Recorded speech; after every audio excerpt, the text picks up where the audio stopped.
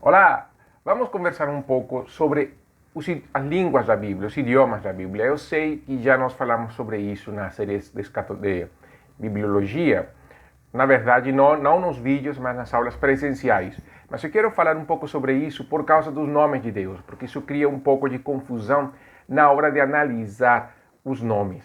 A Bíblia foi escrita basicamente em três idiomas, em hebraico, em aramaico e grego. Hebraico e aramaico é o convênio de que foi escrito o Antigo Testamento, o aramaico somente em alguns trechos de Esdras, Neemias e o livro de Daniel. E o grego, basicamente, o Novo Testamento foi escrito em grego, embora algumas pessoas acreditem que, pelo menos, o Evangelho de Mateus, por causa de que foi escrito para judeus, poderia ter sido escrito ou em hebraico ou em aramaico.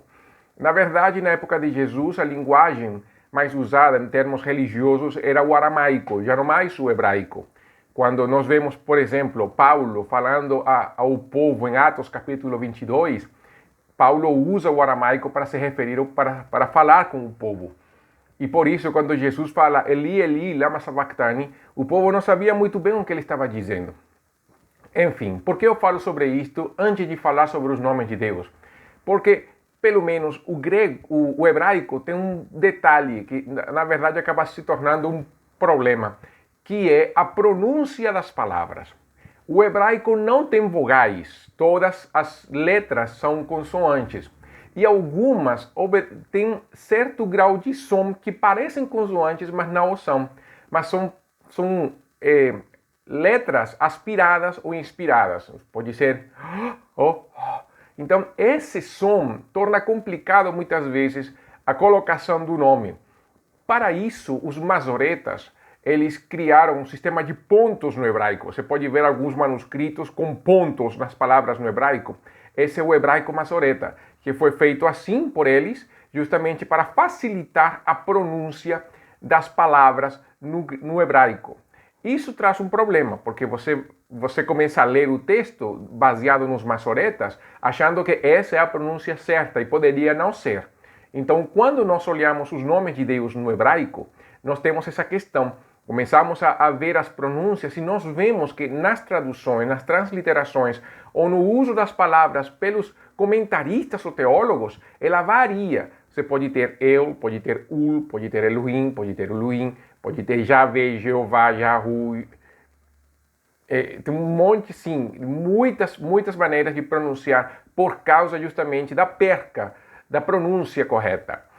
Há certas discrepâncias entre alguns com relação ao nome do Senhor, mas eu quero deixar muito claro aqui, eu vou seguir uma linha mais tradicional na hora da pronúncia do nome de Deus. Eu vou seguir uma linha mais tradicional, por quê? Primeiro, porque são estudiosos, são hebraístas, eu não, então já por aí, já eu tenho que partir do pressuposto dos outros, por causa de que eu não sou hebraísta, mas também por causa do conhecimento que eles têm, por causa do conhecimento da cultura, por causa do conhecimento de história, por causa do uso ao longo da história da igreja. Então, vai que a pessoa que assiste os vídeos seguintes, quando falemos dos nomes de Deus, pense que há discrepância naquilo que aparece nas suas Bíblias com aquilo que eu falo. Isso pode acontecer.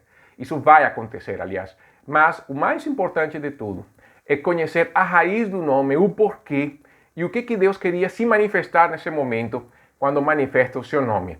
No grego, nós não temos esse problema, porque o grego já é mais ou menos como o nosso alfabeto. De fato, a palavra alfabeto vem do grego alfa, beta, não? Então, aí dá para ver muita coisa. Mas o uso justamente do grego na hora do Novo Testamento facilita a pronúncia. Mas, como também eu não sou um estudioso em grego, eu não vou querer focar muito na pronúncia do nome, e mais no significado do nome. Por quê? E eu volto a ressaltar, o nome de Deus, a importância do nome de Deus, os nomes que Deus se colocou a si mesmo, os nomes compostos, os nomes simples, justamente vão refletir, vão mostrar o caráter dele no momento da história e como nós podemos confiar nesse Deus que se manifestou de várias maneiras, de tal forma que a nossa fé esteja fundamentada no ser de Deus, na pessoa de Deus, naquilo que Deus é, e não naquilo somente do que Deus poderia ser, se manifestar do achismo do outro. A beleza do nome de Deus é isso, é Deus se auto-revelando de uma maneira completa, total, definitiva, para que nós, como igreja, possamos confiar nesse Deus, para que nós possamos depender do Senhor, para que a nossa confiança e esperança esteja focalizada no Senhor.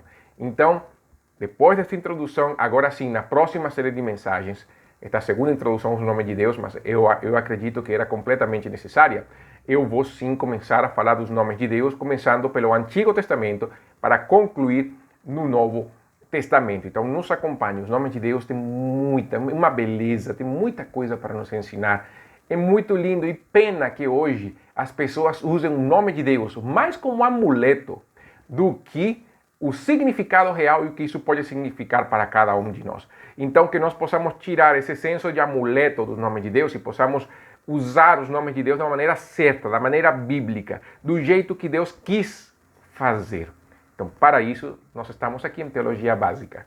Então, fique conosco. Na próxima mensagem, começamos a estudar os nomes de Deus.